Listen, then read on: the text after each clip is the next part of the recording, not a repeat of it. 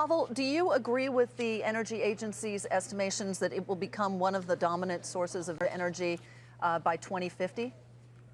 Absolutely. But in fact, we don't have to wait 35 years. Look at Europe. In Germany and Italy, solar last year was almost 10% of total power generation, almost 10%. In the United States, we're not even at 1%.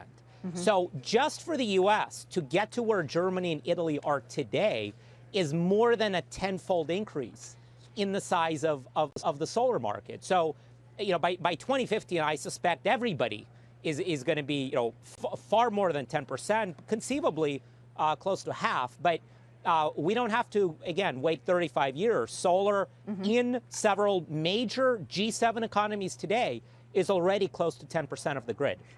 Andrew, I know that, or Drew rather, I know that you agree that, and you're bullish on the future of solar, but what about the challenges? I mean, a lot of people installed solar panels because, as Shirley just told us, it was no cost to them, or there were government and state incentives.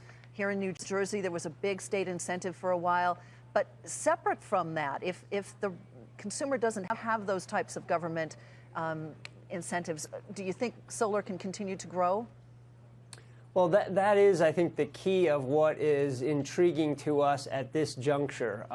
Solar rode a big wave of subsidy-driven growth in the 06, 7, 8. Then we had our financial crisis.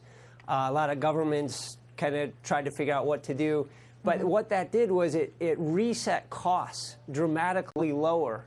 And so today, we are moving into a period where governments are starting to be able to peel back the subsidies some, and in other cases, draw them down, because the cost, and it's still viable to the consumer or the residential or the business, because the costs are so low. So there are challenges, but the exciting part from an investment standpoint is that the costs are now making it a viable alternative without subsidies. Before I go back to Pavel, what Drew stocks do you like in this particular space?